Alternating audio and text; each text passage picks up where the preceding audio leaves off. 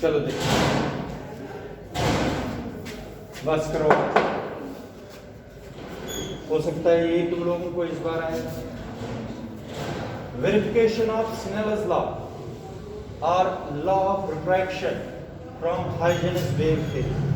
ठीक है, कल की तरह रिफ्रैक्शन में मुझे बता दीजिए, एक मीडियम लगता है कि दो? बोलो। उसमें दो मीडियम लगते हैं, एक एयर होता है, एक ग्लास हो सकता है। तो इसलिए आज हम दो मीडियम बनाएंगे। अब अच्छी तरीके से समझ लेना, ये है एक्स वाई, इसको बोलते हैं interface which separates rear medium from Priyanka. ये देखो, ये रियर मीडियम है और ये डेंसर मीडियम। ठीक है, अब देखो, रियर मीडियम का रिफ्रैक्टिव इंडेक्स अलग होगा, वो है μ1। इसका रिफ्रैक्टिव इंडेक्स अलग होगा, कितना है? शाबाश। हाँ, जब नजर रखो इधर।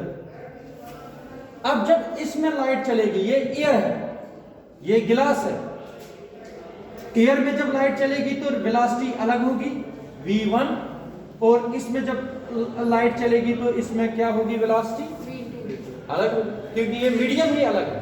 कल दोनों, यहां से भी रे आई थी, यहां से चली गई, एक ही मीडियम में ट्रेवल की थी। आज कितने मीडियम उसमें ट्रेवल कर रही हो? यहां तक समझ आया? कितने मीडियम लेने हैं? एक मीडियम ऊपर है और दूसरा, कौन इनको सेपरेट करता है? Interface x. शाबाश। इसका रिफ्रैक्टिव इंडेक्स कितना है? μ1। इसका velocity of light in rear medium is, velocity of light in denser medium is. शाबाश। देखो, ये कौन सा वेव फ्रंट मैंने लाना है? कौन सा वेव फ्रंट लाना है? Incident wave front. कौन सा? ये हो गया incident wave front. Incident wave front बनाने के लिए यहां से परपेंडिकुलर ड्रॉ करना पड़ता है। इधर देखो, ये मैंने परपेंडिकुलर ड्रॉ किया, ये है ए और ये है बी और ये है सी, नहीं, ए बी और ये है सी, ऐसे कल भी बनाया। कौन सा वेव फ्रंट आ रहा है? A B. ए बी क्या है? पहले कहां पर पड़ेगा? ए पर। ए पर जब पड़ेंगे पहले वेवलेट्स, इधर देखो, लाइट पहले यहां पड़ेगी, बाद में यहां पर पड़ेगी। इसलिए इधर देख लीजिए, जब यहां पर लाइट पड़ेगी तो ये तो रिफ्रैक्ट हो गई, ये तो रिफ्रैक्ट हो गई, इसको अभी पहुंचना है। जब ये यहां पर पहुंचेगी तो फिर रिफ्रैक्ट होके आगे बढ़ेगी, ऐसे। लेकिन अंडरस्टैंड करना, जितना टाइम बी से सी तक लगेगा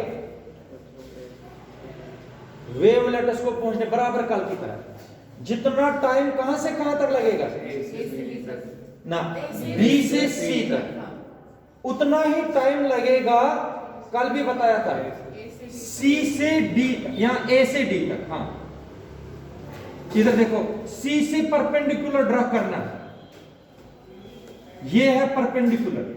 जितना टाइम बी से सी तक लगेगा उतना ही कहां से कहां तक लगेगा? फिर ये सी डी जो है, ये कौन सा वेव फ्रंट बन जाएगा? Reflected wave front, refracted wave front. और ये कौन सा वेव फ्रंट हुआ? Incident wave front. मैं फिर से बताता हूं, तुम लोग फिर से समझो। मैं बता रहा हूं, ये आ गया कौन सा wave front? Incident wave front. देखो, पहले टकराया कहां पर? टकराया जब ए पर।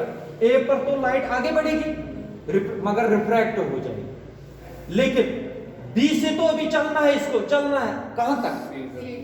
जब तक बी से सी तक वेवलेट्स पहुंचेंगे तब तक ए से किधर पहुंची लाइट? हाँ, फिर सी डी चलेगा एक साथ, रिफ्रैक्टेड वेव।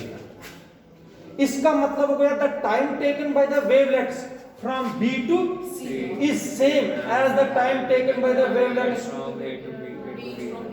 तुम लोग जब बनाओगे एग्जाम में तो तुम लोग क्या कर सकते हो, तुम लोग ये भी कर सकते हो। इधर देख लीजिए, आप लोगों ने क्या करना है, ये देखनी है कंपास से डिस्टेंस कितनी है। यहां पर ऐसे आर्क ऐसे डालना, फिर यहां पर रखने हैं, यहां पर एक आर्क ऐसे डालना, तब भी बनेगा। ये डिस्टेंस और ये डिस्टेंस क्या रखनी है, ये डिस्टेंस और ये डिस्टेंस क्या रखनी है, सेम। जरा मुझे बताओ, शाबाश बोलो। The time taken by the wavelengths to reach from B to C is same as the time taken by the wavelengths to reach from A to D. Time same लगेगा। कहां से कहां, B to C और A to D। अब तुम लोग कल की तरह क्वेश्चन बराबर वही, कल का क्वेश्चन आप लोगों को पता है, time taken by the wavelets, time किसके बराबर होती है, डिस्टेंस अपॉन स्पीड, बिल्कुल ठीक, डिस्टेंस अपॉन स्पीड होती है। जरा समझाओ मुझे, the time taken by the wavelets to reach from B to C, बताओ बताओ।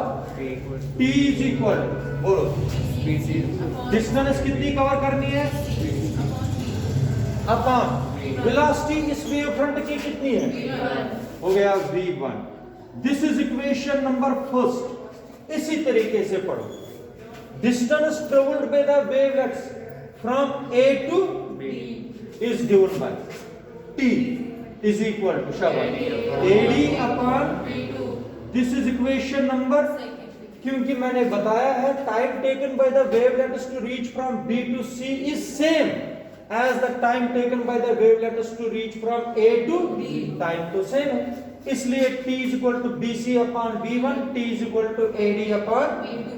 करो कंपेयर, शाबाश, कंपेयर करो, BC upon V1 is equal to AD upon V2, बिल्कुल ठीक। V1 को इधर ले लीजिए, AD को नीचे लाओ, BC upon AD is equal to V1 upon V2। This is equation number third, बराबर कल का क्वेश्चन है। और आप लोगों को अभी मैंने यहां पर नॉर्मल ड्रा करने हैं, ये एंगल है I, ठीक है, एंगल ऑफ इंसिडेंस, और कल भी मैंने समझाया था ये एंगल भी कितना बनता है I, ठीक है। इधर सुनो, ये एंगल कितना होता है R, ये एंगल भी कितना हो गया, इधर देख लीजिए, ये नॉर्मल है तो ये हो गया R, और ये भी कितना, ये याद है, कल भी मैंने बताया था, नहीं लिए थे वो ट्रायंगल। अब तुम लोग मुझे बता दीजिए, टू फाइंड करना है BC और AD, कल की तरह वही ट्रायंगल, कोई अलग ट्रायंगल नहीं लेने हैं, वही ट्रायंगल, शाबाश। इन ट्रायंगल ABC, जिसने कल वाला क्वेश्चन पढ़ा उसके लिए कोई मुश्किल नहीं। इन ट्रायंगल ABC बताओ, साइन I, शाबाश, साइन I किसके बराबर है, BC अपॉन AC। कल भी बताया था आपने, परपेंडिकुलर अपॉन हाइपोटेन्यूज, परपेंडिकुलर है BC अपॉन BC किसके बराबर है, AC sine I। This is equation number 4। Similarly, in triangle ACD, similarly in triangle ACD, शाबाश बेटा, साइन R किसके बराबर होगा, परपेंडिकुलर अपॉन हाइपोटेन्यूज। परपेंडिकुलर कितना है, AD, हाइपोटेन्यूज कितनी है, हो गया AD अपॉन AC।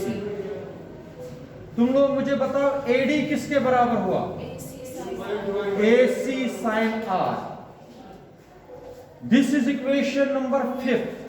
कल जैसे किया था वही क्वेश्चन फिर से, substitute the equation 4th and 5th in, बताओ क्या, बोलो जल्दी जल्दी बोलो, AC sine I upon AC sin R is equal to V1 upon V2. Is equal to V1 upon V2। बात सुनिए, AC और AC Cancel. sin I upon sin R किसके बराबर आए? V1 upon V2। अब देखो क्या करूंगा, मुझे स्नेलस लॉ बनाना है। स्नेलस लॉ होता है sin I upon sin R is equal to mu. उसी वही तो स्नेलस लॉ वेरीफाई कराना है, मगर किस थ्योरी से? हाइजेनस वेव थ्योरी। हाइजेनस प्रिंसिपल भी कल पढ़ा। हाइजेनस वेव थ्योरी के हिसाब से हम निकाल रहे हैं स्नेलस लॉ को। देखो क्या करना है, यहाँ पर एक पॉइंट आप लोगों को सीखना है। यहाँ पर sin I upon sin R, इधर देख लीजिए सारे, मैंने क्या किया, V1 अपॉन V2 इसी तरीके से लिखा, मल्टीप्लाई और डिवाइड किया, C से C होती है वेलोसिटी ऑफ लाइट। मल्टीप्लाई और डिवाइड किया RHS को, किससे? Velocity of. इससे देखो क्या होगा, तुम लोगों को खुद ही अभी पता चलेगा। ये sin I upon sin R है, ठीक है। ये हो गया V1 अपॉन, इसको जोड़ दिया इसके साथ, V1 अपॉन, यहां इस तरह लिखूंगा C upon V2, C upon, multiply करूंगा V1 अपॉन C। देखो C और C फिर से क्या बन गया, समझ आया? लेकिन आप लोगों को मैंने पढ़ाया है, रिफ्रैक्टिव इंडेक्स होता है बराबर the ratio of velocity of light in vacuum to the velocity of light in given medium. Velocity of light in vacuum to the velocity of light in given medium is called refractive index. Mu किसके बराबर होता है? इधर देखो, mu होता है C upon V। अगर मैं लिखूंगा V अपॉन C, तब क्या बनेगा? 1 upon mu. V upon C हो गया 1 अपॉन। अब आप लोग बताओ, C अपॉन V2, ये बन गया μ2, बिल्कुल ठीक। मल्टीप्लाई, हाँ समझ आया, 1 अपॉन μ1, बिल्कुल आसान। ये बन गया μ2 अपॉन μ2 अपॉन μ1 को हम लिखते हैं ऐसे, म्यू यहां पर 2, यहां पर, इसका मतलब होता है μ2 अपॉन, हो गया sin I अपॉन μ2 अपॉन μ1 होता है, लिखना है refractive index divided by refractive index is again refractive index. क्या होता है? इसलिए sin I upon sin R is equal to mu, which is required Snell's law. मुश्किल है, सिर्फ आप लोगों को यहां पर करना है, कल के क्वेश्चन को आगे बढ़ाना है। और वेलोसिटी एक नहीं है, आज 2, क्योंकि मीडियम एक अलग है, दूसरा। सिर्फ आप लोगों को क्या करना है, मल्टीप्लाई और डिवाइड C से करना है। जब तुम लोग मल्टीप्लाई और डिवाइड C से करोगे, तुम लोगों को पता चलेगा, ये बन जाएगा μ2, ये बन जाएगा 1 upon μ1। μ2 upon μ1 is again mu, तो sin I upon sin R is equal to mu. This is required Snell's law, which is verified from Huygens wave theory. अगर तुम लोग दूसरा लिखना चाहते हो इसका लॉ, वो तो उसका प्रूफ नहीं होता। The incident wave front, the refracted wave front and the normal all lies in the hence verified. इसको बोलते हैं verification of Snell's law by using Huygens wave theory। कर सकते हो कि नहीं? हैं? तो ये था कल का क्वेश्चन जो हमने शुरू किया था कल।